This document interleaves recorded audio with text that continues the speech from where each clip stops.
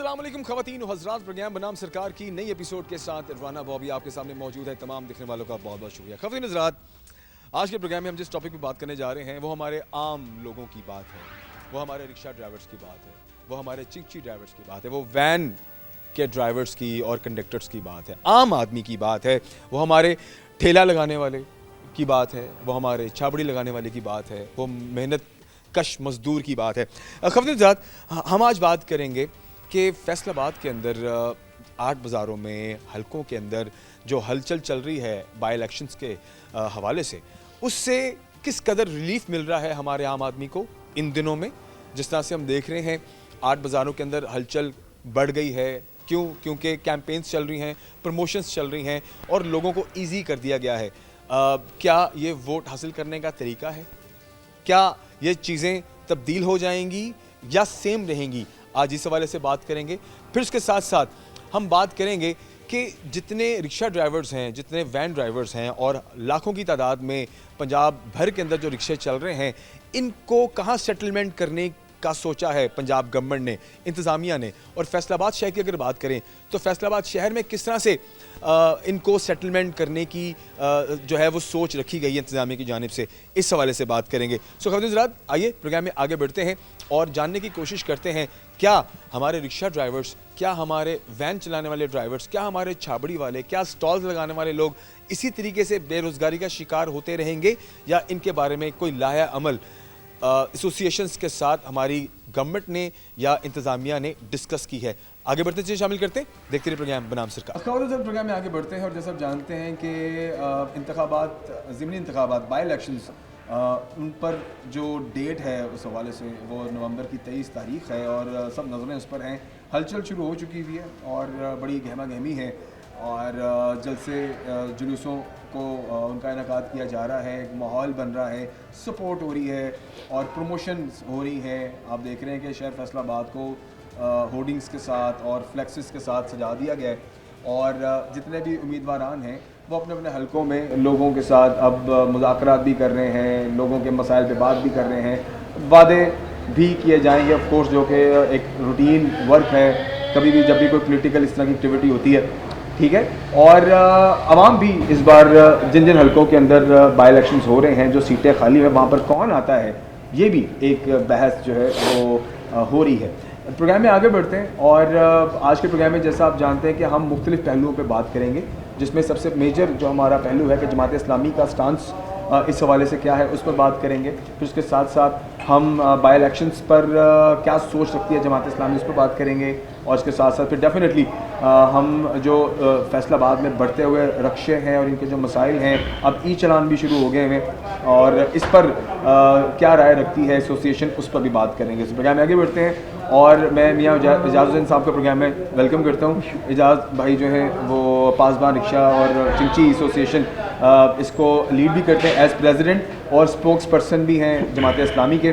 सो इस हवाले से एजाज भाई के साथ अब डिस्कशन करते हैं सारे मामला पे। एजाज भाई कैसे हैं? ठीक ठाक है, अल्लाह का शुक्र। सर प्रोग्राम में वेलकम करते हैं आपको। आज आफ्टर वेरी लॉन्ग टाइम हम 1-on-1 डीप डिस्कशन करेंगे सारे पहलुओं पे। अच्छा, अभी हम शुरू करते हैं सबसे पहले ब्यूटिफिकेशन के हवाले से। एजाज भाई आप भी क्योंकि चिनोट बाज़ार में बैठते हैं, जमात इस्लामी का ऑफिस है और ज़ाहिर है हर बाज़ार की अपनी अपनी ज़रूरतें हैं और जिस तरह से पहले इंक्रोचमेंट पे काम किया गया, एक महदूद की गई काफ़ी चीज़ें, चिंचियों को बाहर किया गया, मोटरसाइकिलों को, रिक्शों को बाहर रोका गया कि जी व्हीकल फ्री करना है, वो भी फिर हुकूमत के हाथ से बात बाहर चली गई, इंतज़ामिया के हाथ से बात बाहर चली गई और वो भी फिर ऐसा ऐसा अलाउ करना पड़ा। अभी आप देख रहे हैं कि इंतखाबात का माहौल है और माहौल देख रहे हैं कि सारे बाज़ारों में मोटरसाइकिलें और जो चिंची हैं वो भी नज़र आ रहे हैं, रिक्शे भी नज़र आ रहे हैं। सो क्या कहेंगे इस वजह से? देखिए जी, मैं तो ये कहूँगा कि ख़त्म हो जाएगी जब खल्क़े खुदा तो आप इंसाफ करोगे। नहीं, उससे तो पहले इंसाफ ज़रूरी है। आपकी बात बिल्कुल दुरुस्त है कि हमारी पंजाब गवर्नमेंट जो है उसको बड़ी फ़िक्र है कि पाकिस्तान के अंदर यूरोप वाला माहौल पैदा कर दिया जाए, स्पेशली पंजाब के अंदर। स्पेशली पंजाब के अंदर। लेकिन मैं हुकूमत पे एक सवाल करना चाहता हूँ कि जब लोग भूख की वजह से ख़ुदकुशियाँ करेंगे, जब लोग बिजली का बिल अदा ना कर सकें, जब आपकी तरफ से जालमाना इक़दाम हो, आप लोगों को रोज़गार देने की बजाय आप लोगों से रोज़गार छीने, तो क्या आप इसको गुड गवर्नेंस कहते हैं? गुड गवर्नेंस तो ये होती है कि आप लोगों को रोज़गार दें, हमारी इंडस्ट्री चलनी चाहिए, हमारी पावरलूम चलनी चाहिए, लोगों का रोज़गार चलना चाहिए, और उसके ज़रिए से फिर आपका जो चूल्हा है घर का लोगों का वो चले। अच्छा इजाज़ भाई, देखते हैं हम कि आर्ट बाज़ारों में ज़्यादातर लोगों ने जो ठेले लगाए थे, जो रेडियाँ लगाई थी, वो हटा दी गई, पूरे आर्ट बाज़ारों को फ्री कर दिया गया। ठीक है, आवाम तो बड़ी खुश हुई, लेकिन जाहिर है जिसका एक सिस्टम चल रहा था रोज़मर्रा का, जो भी उसकी दिहाड़ी चल रही थी, वो काफ़ी हद तक डिस्टर्ब हो गई। उसे उठाकर बाहर लेकर गए जंग रोड के ऊपर, वो भी मेरे ख्याल से कोई ख़ास कामयाब तजुर्बा नहीं रहा। 10-20 रेडियाँ हैं। हाँ जी, तो हज़ारों की तादाद में, तो हज़ारों की तादाद में ठेले, तो वो कहाँ पर केटर किए? वो तो वहीं के वहीं रह गए। सर यही तो मैं कहना चाह रहा हूँ, जो जैसे मैंने पहले कहा कि भी इंसाफ कब करोगे आप तो लोगों से रोज़गार छीन रहे हो। और मैं ये समझता हूँ कि उस वक़्त भी अगर खूबसूरत ठेले यानी बेंचेस बना दिए जाते और लोगों को रजिस्टर्ड कर लिया जाता रेडी वालों लेकिन को, इजाज़त वो तो तब इंक्रोचमेंट में आ रहा था ना सारा कुछ। सर इंक्रोचमेंट जो हुकूमत करे वो ठीक, जो इंतज़ामिया करे वो ठीक, और जो आपने कहाँ देखी है हुकूमत इंतज़ामिया की इंक्रोचमेंट? देखिए, मैं सबसे पहली एग्जांपल आपको दूंगा कि फैसलाबाद के अंदर फैसलाबाद पार्किंग कंपनी जो है, भाई कौम को बताया जाए कि आज तक कितने रेवेन्यू इन्होंने इकट्ठा किया है, कहाँ पे इन्होंने लगाया है। यानी जहाँ इनको 10-20 कोई सवारियाँ यानी कारें या मोटरसाइकिलें किसी दुकान पे खड़ी नज़र आती हैं, वहीं पे ये शर्ट पहना के अपना एक लड़का वहाँ पे नुमाइंदा भेज देते हैं। तो होना तो ये चाहिए कि जो पार्किंग है वो गवर्नमेंट जो है वो आवाम को फ्री दे, यानी गवर्नमेंट को पहले लोग फ्री ही आ रहे थे, पहले फ्री आ रही थी, ठीक है। अब इन्होंने एक पार्किंग कंपनी बना दी। भाई होना ये चाहिए कि ठीक है चले मान लेते हैं आपने एक कंपनी बनाई है, तो उसको कोई क्राइटेरिया दें किस जगह उन्होंने पे पार्किंग करनी है। अब हर जगह पे स्लिप रोडों के ऊपर भी जो है वो पार्किंग कंपनी जो है उन्होंने अपने बंदे खड़े किए हुए हैं, और गाड़ियां जो हैं वो स्लिप रोडों पे भी उनकी गाड़ियां लग रही हैं। कोई बैंक ऐसा नहीं है कि जहाँ पे वो लोग खड़े नहीं हैं, कोई ऐसा अदारा नहीं है कि जहाँ पे उनके लोग खड़े नहीं हैं। शहर के अंदर जहाँ कोई बड़े होटल्स हैं वहाँ पे उनके लोग खड़े हैं। तो कहने का मकसद है कि आवाम को तो आपने एक और जंजालपुरे के अंदर आपने डाल दिया है कि कोई बंदा अगर शहर के अंदर आता है, एक गरीब आदमी है, वो मोटरसाइकिल पे आता है, तो वो फिर 10 जगहों पे वो जाके तो वो पैसे दे, वो तो 200-300 रुपया तो पार्किंग की मद में देगा वो। अच्छा, मैं ब्रेक की जाने जाता हूँ, ब्रेक के बाद वापस आते हैं और यहीं से बातों का सिलसिला शुरू करते हैं। और ऑफ कोर्स आज हमारे प्रोग्राम के टॉपिक में और भी काफ़ी चीज़ें हैं जो इजाज़ भाई के साथ हम 1-on-1 डिस्कशन करेंगे। ब्रेक के बाद वापस आते हैं, हमारे साथ रहिए। खबरदार वापस आ चुके हैं। ऑफ द रिकॉर्ड भी हम काफ़ी बातें कर रहे थे, अब ऑन द रिकॉर्ड भी वो बातें होना बहुत ज़रूरी। अच्छा इजाज़ भाई, ऑफ कोर्स कंसर्न्स हैं लोगों के, मुझे ज़रा इस बात पर थोड़ा अपनी राय दीजिए। आर्ट बाज़ारों में आप हैं, आप माहौल देखते हैं, जमात इस्लामी का ऑफिस है, लोगों का आना जाना है और सोच भी शेयर होती है कि हालात किस जानिब जा रहे हैं। इंक्रोचमेंट से पाक आर्ट बाज़ारों को किया गया, लोग खुश हुए, ठीक है, व्हीकल फ्री किया गया, लोग खुश हुए, फिर एतराज़ात उठे तो फिर मोटरसाइकिल रिक्शे को थोड़ा आमदरफ्त के लिए जगह दी गई, चलें वो भी ठीक है, लोगों ने कहा जी हमारे कारोबार ख़त्म हो गए तो इस पर कुछ ध्यान दें, चलें वो भी किया गया। लेकिन अब हम देख रहे हैं कि गुज़श्ता कुछ दिनों से जब से ये ज़िमनी इंतखाबात का माहौल ज़रा गर्म हुआ है, अब आर्ट बाज़ारों को फ्री कर दिया है, गाड़ियाँ भी आ रही हैं, मोटरसाइकिल भी आ रही हैं और लोगों को लग रहा है कि शायद वो पुरानी रूटीन वापस आ रही है। इस हवाले से क्या कहेंगे? और फिर मुझे डर है कि कहीं ये ना हो कि 23 तारीख के बाद हालात पुराने हो जाएं, तो ये जो माहौल बन रहा है इस पर अपनी राय दीजिए। देखिए, मैंने एक क्लिप सुना राना अहमद शहर यार साहब का। जी जी जी जी, तो हल्का भी उनका उन्हीं के हल्के में बैठे हैं। हाँ जी, तो उन्होंने अपनी तकरीर के अंदर ये कहा था कि ये जो पैरा फोर्स है ये ज्यादती कर रही है और हम इसका नोटिस लेंगे, अगर हम जीत गए तो इसका खात्मा भी करेंगे। तो ये रिकॉर्ड के ऊपर मौजूद है। जो प्रॉब्लम है उसका खात्मा करेंगे कि फोर्स को खत्म करेंगे? फोर्स को पूछेंगे जो ज्यादती वो करती है। ठीक है। तो ये उन्हीं की हुकूमत है और वो खुद अपने एक जलसे में ये बात कर रहे हैं, ठीक है, बरमला इजहार कर रहे हैं, बरबला इजहार कर रहे हैं। तो क्या इस पे बंदा जो है वो रिमार्क्स जो है पास करे कि ये खुद जो दिल चाहता है कि जी ये हमने करना है वो कर लेते हैं, और जहाँ इनको कोई नुकसान होता है फिर वो उसके ऊपर। मैं कहता हूँ कि आर्ट बाजार इनके लिए बड़े ज़रूरी थे।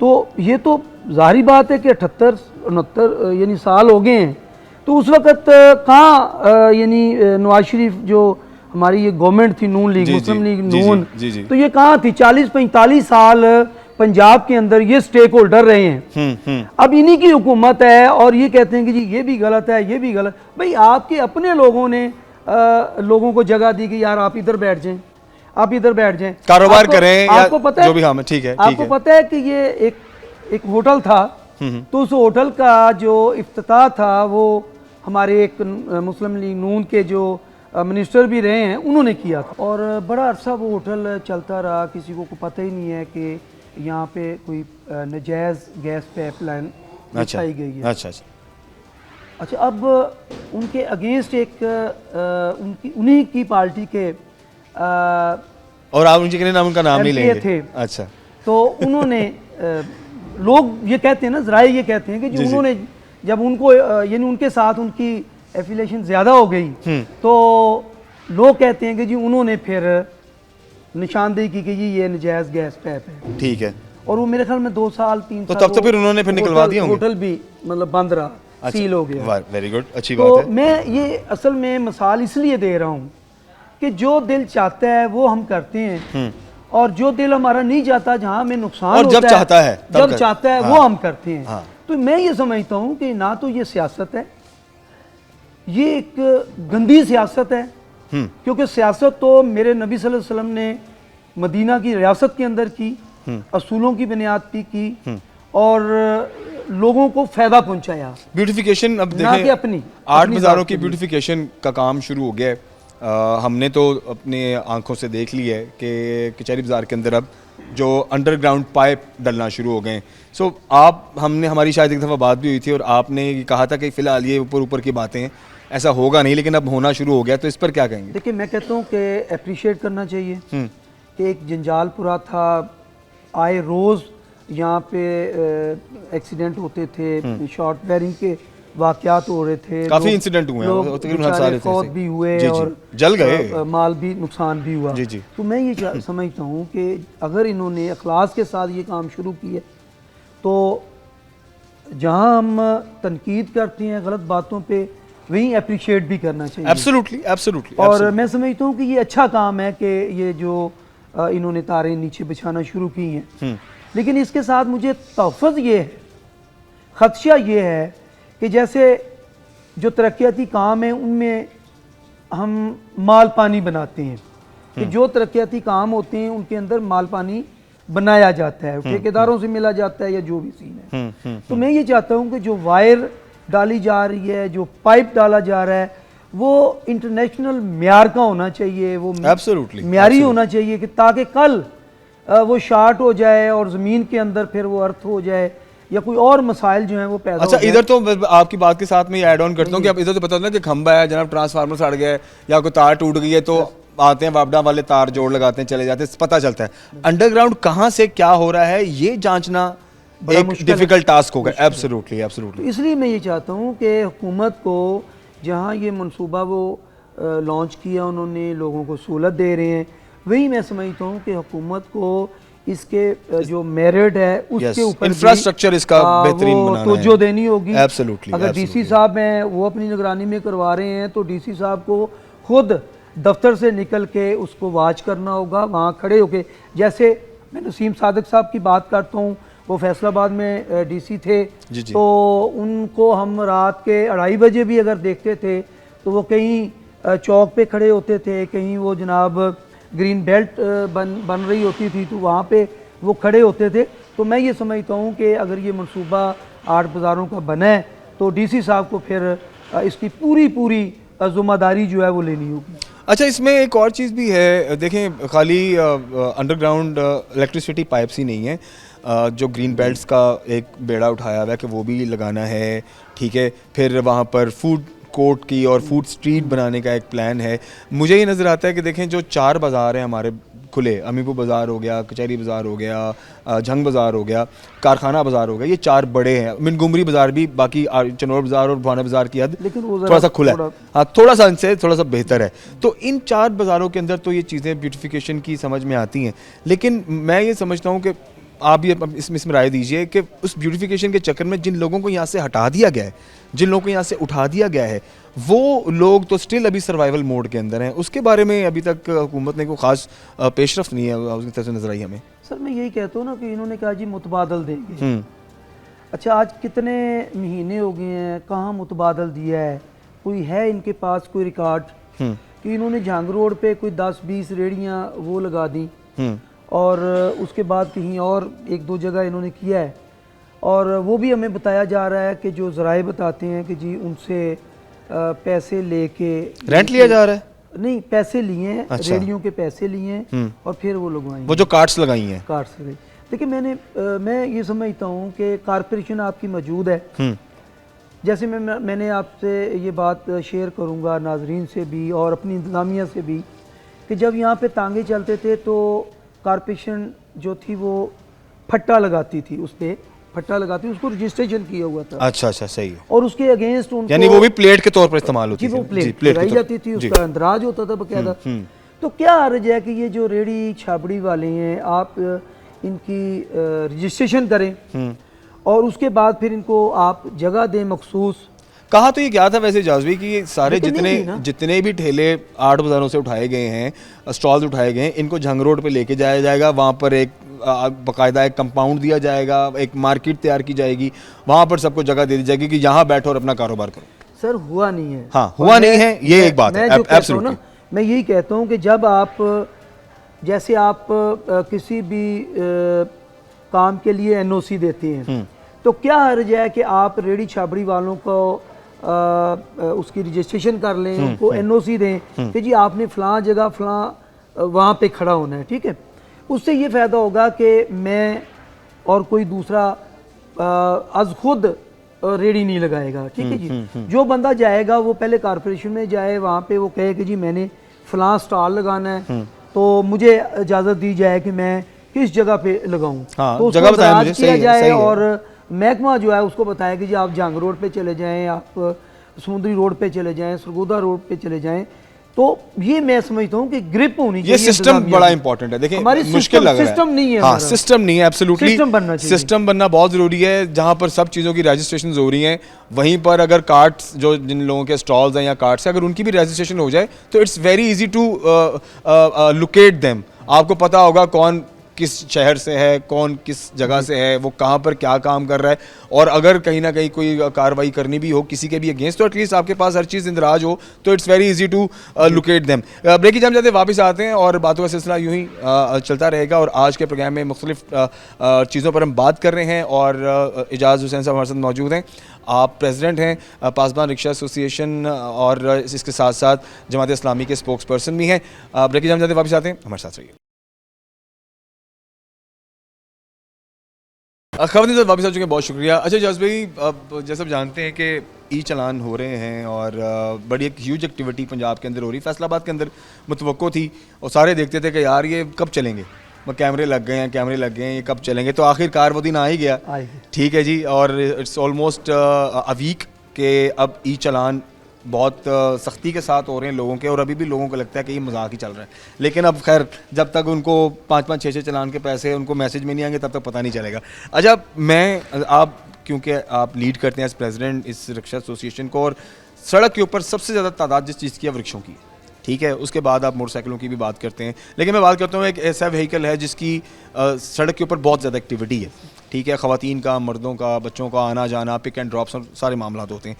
मुझे ये बताएं कि जिस तरह से अभी ग्रीन बसेस अभी उस तरह से वर्क नहीं कर रही, अभी वो रूट्स पर उस तरह से नहीं आई जिस तरह से प्लान हुआ था, अभी शायद अभी प्लान में मज़ीद चीज़ें और भी होंगी, तो क्या इन रिक्शों को क्या अभी तक आप तक कोई बात पहुँचे कि इनको कहाँ लेके जाना है, इनको कौन से रूट्स देने हैं?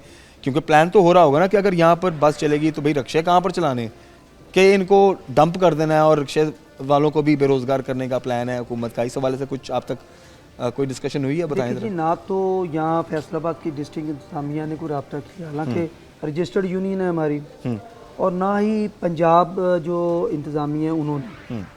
हालांकि मैं हमेशा ये कहता हूँ कि जब आप कोई किसी चीज़ पे फैसला करते हैं, फैसला साजी होती है, तो फिर वो जो स्टेक होल्डर होते हैं उनको बुलाया जाए, उनको अतमाद में लिया जाए, उनको समझाएं कि यार हम आपके लिए बेहतर कर रहे हैं। लेकिन यहाँ पे होता है कि हुक्म सादर होता है कि जी हमने कह दिया तो बस ये होगा। सही है।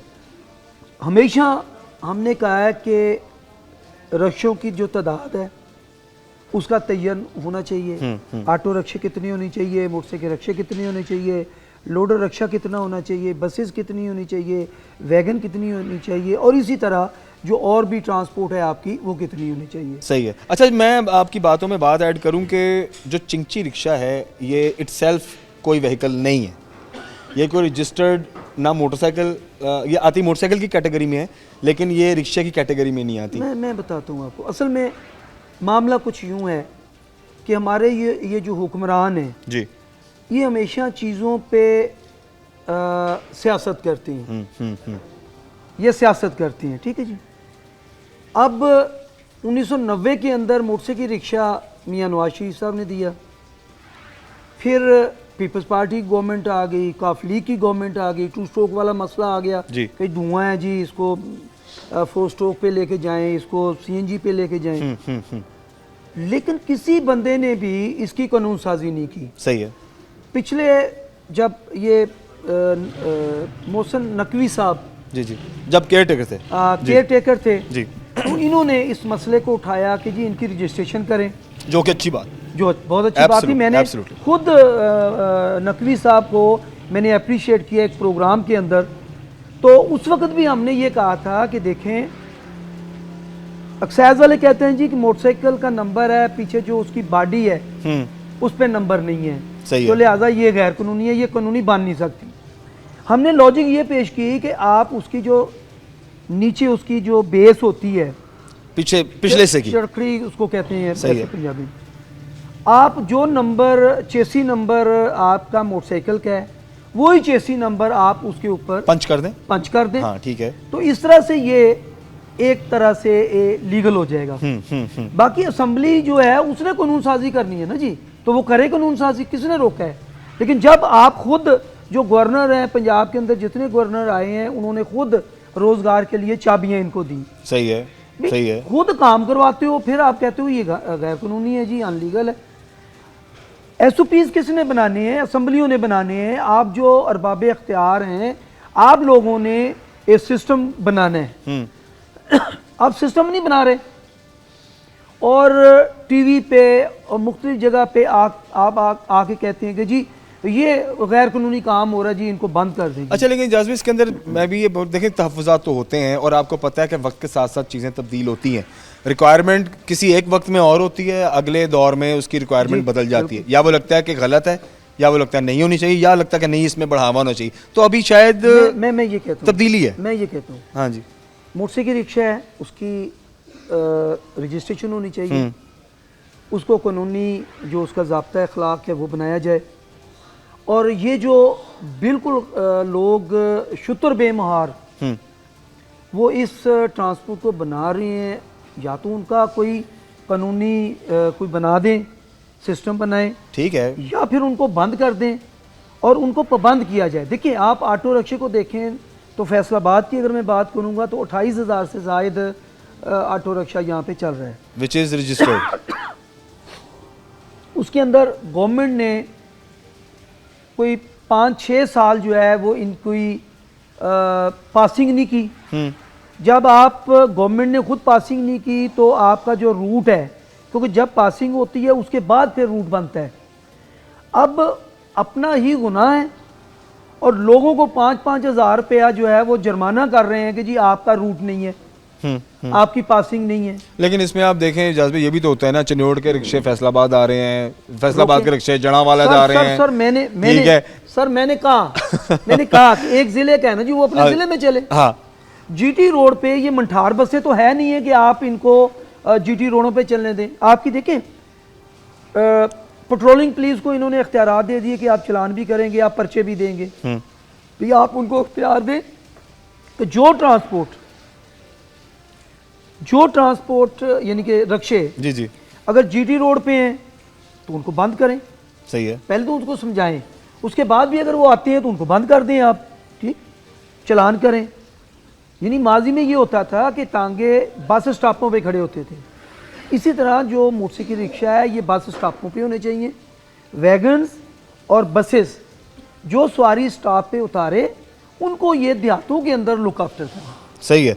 अच्छा और जो शहरों के अंदर है जी जी यानी चिन्योट है, चिन्योट के रक्शे शहर के अंदर चलें। इस तरह फैसलाबाद है उसका रूट बनाया जाए कि वो बाईपास से चलें, कारपोरेशन का हल्का तो बाईपास है, बिल्कुल सही है, बाईपास से चलें और वो एक शहर की खास जो हद है वहां तक वो आए और उसके बाद फिर वो वापस चले जाएं। बिल्कुल सही है, सही है। तो फिर लेकिन इन सिटी अब हमारी माएँ बहनें बच्चे school pick and drop, college pick and drop और फिर डेली रूटीन का जो यूजेज है वो फिर मेरा नहीं ख्याल कि जो ग्रीन बसेस दी गई हैं इतना लोड कैसे उठा पाएंगी।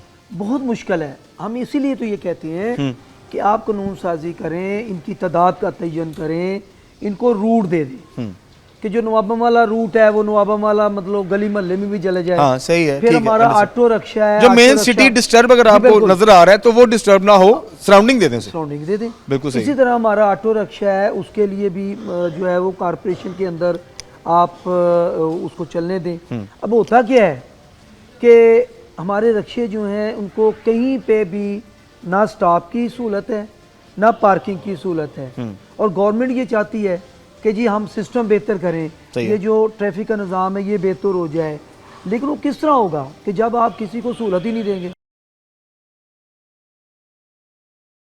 खबरदार साहब, बहुत शुक्रिया, आप हमारे साथ मौजूद हैं और हम मुख्तलिफ पहलुओं पर बात कर रहे हैं आज, जिसमें ब्यूटिफिकेशन ऑफ फैसलाबाद है, जिसके अंदर बाई इलेक्शंस हैं और ऑफ कोर्स मेजर जो मेन हमारा टॉपिक है वो ये है कि जितने भी रिक्शों के स्पॉट्स हैं उनको अभी तक जगह नहीं एलोकेट की गई, चलान पे चलान हो रहे हैं और एसोसिएशन का इसके ऊपर जो स्टांस है वो भी हम आज के प्रोग्राम में शामिल कर रहे हैं।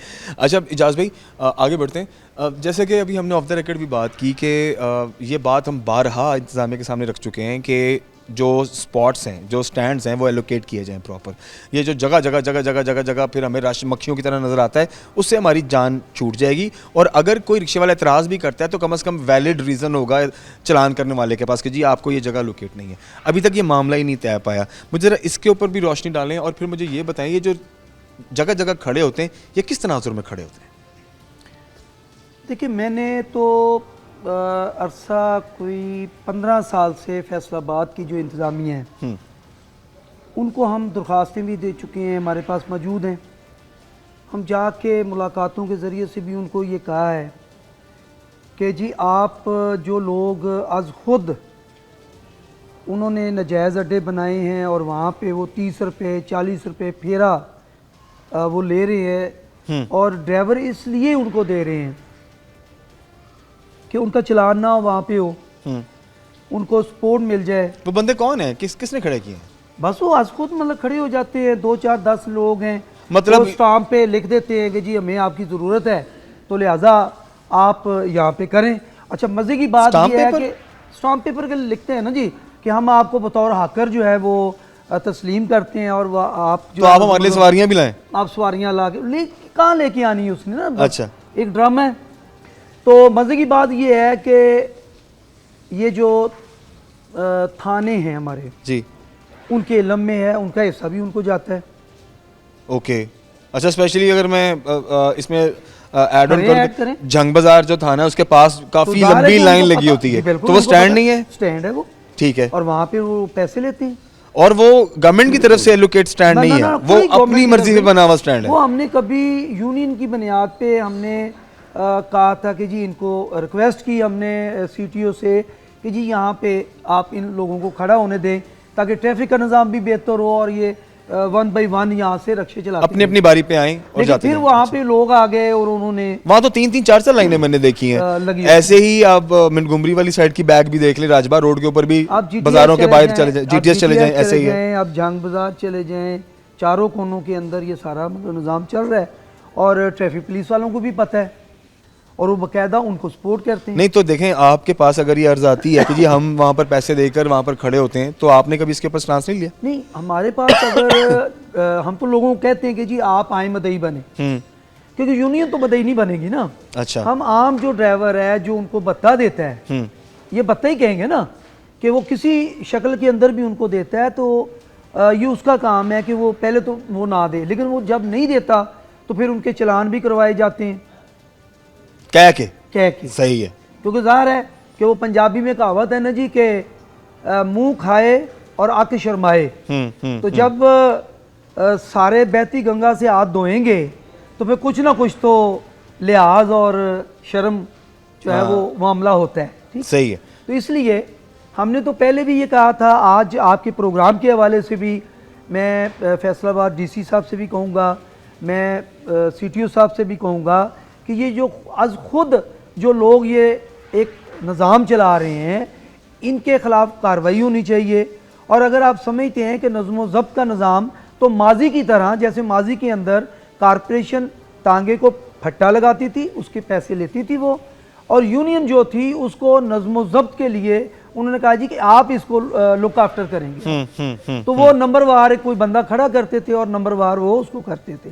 मैं भी ये समझता हूँ कि अगर रजिस्टर्ड यूनियन है पासवान रक्षा टैक्सी ड्राइवर यूनियन, कि अगर इंतज़ामिया इसको कह दे कि जी इसका पूरा इंतज़ाम आपने संभालना है, तो क्यों नहीं देते? बस वो असल में यही बात मैं कह रहा हूँ ना, कि जिनको पैसे मिलते हैं नीचे वो कहते हैं नहीं जी फ़ायदा कोई नहीं है जी, यूनियन को दें। हालांकि इसमें तो ऑडिट होगा, और मैं ये समझता हूँ कि आज अगर इंतज़ामिया हमें कहे तो कम अज़ कम 3 लाख रुपया रोज़ाना जो है वो जनरेट हो सकता है, रेवेन्यू मिल सकता है। तो आप 3 लाख अगर लगाते हैं तो 30 दिनों का कितना हुआ और साल का कितना हुआ, क्योंकि करोड़ों रुपए के अंदर ये जो रेवेन्यू इकट्ठा हो सकता है। तो इससे मैं ये समझता हूँ कि हम हाजिर हैं इनके लिए कि अगर ये अच्छा, तो इसमें मुझे एक चीज़ क्यों महसूस हो रही है कि क्या इंतज़ामिया का ट्रस्ट नहीं है एसोसिएशन पर और यूनियन के ऊपर, कि उन्होंने आप ये जिम्मेदारी नहीं दी? असल में जो मेरी समझ है कि जो नीचे वाले लोग हैं ना जी, हाँ जी, जो इस वक्त बहती गंगा से हाथ धो रहे हैं, वो नहीं चाहते कि अगर ये कानूनी दायरा कार के अंदर आ जाए सिस्टम, तो जो जो डेली मंथलियां लगी हुई हैं वो रुक जाएंगी। बस मेरे ज़हन में तो ये है। सही हो गया। चलें, अब इजाज़ भाई, ऑफ कोर्स हम प्रोग्राम के इख्तिताम की जानिब हैं। मुझे बताएं, at the end of the day overall हम 8 बाज़ारों की बात करते हैं, फैसलाबाद में ज़मीनी इलेक्शंस की बात करते हैं, तो इस सारे माहौल से आप एंड रिज़ल्ट आप क्या देख रहे हैं, कि कुछ बेहतरी आपको नज़र आ रही है? बच्ची, मैं तो यही दरख्वास्त करूँगा CM साहिबा से भी और फैसलाबाद की बिलखुसूस इंतज़ामिया से कि आप शहर को खूबसूरत बनाएं, आप भत्ता माफिया के ख़िलाफ़ कार्रवाई करें। मैं आज के प्रोग्राम में इन्होंने पैरा फोर्स के हवाले से CCT जो है उसके हवाले से भी कि जी वो बहुत काम कर रही हैं, और मैं ये समझता हूँ कि फैसलाबाद के अंदर भत्ताखोरी का एक निज़ाम है, रक्षों से भत्ता वसूल किया जा रहा है, इनको क्रैक डाउन करना चाहिए। मैं यहाँ सिटी अड्डे की बात करूँगा कि फैसलाबाद के अंदर सिटी अड्डा है जो सरकारी अड्डा है, जिसकी कभी 70 रुपये फ़ीस होती थी पार्किंग की अड्डे की, फिर 120 हुई और आजकल गालबन 250 रुपये है। लेकिन उनके स्टैंडों पे इन्होंने हाकर खड़े कर दिए हैं जो 1000 रुपया, 1500 रुपया, 500 रुपया फ़ी फेरा जो है वो उनसे ले रहे हैं। और ये सबको पता है, अगर इंतज़ामिया उसका इंक्वायरी करवाए, सही इंक्वायरी करवाए, ये नहीं है कि वहाँ पे जाए और हर बंदा अपना हिस्सा ले और फिर उसके ऊपर खामोशी अख्तियार कर ले, ये नहीं होना चाहिए। मैं ये समझता हूँ कि कानून इंसाफ के तकाजे ये हैं। सही है कि अगर किसी को किसी भी अदारे को कोई ज़िम्मेदारी मिली है और उस एहलकार को बाकायदा तनख्वाह मिलती है और वर्दी वो जो पहनता है वो पाकिस्तान की इज़्ज़त और वक़ार की है, सही है, तो उसको मैं समझता हूँ कि चंद पैसों के लिए ये सौदा नहीं करना चाहिए कि वो किसी भी जगह पे आंखें बंद कर ले, जुर्म होता हो वो आंखें बंद करे। मैं ये समझता हूँ कि उसको फेयर और इंसाफ वहाँ पे करना चाहिए।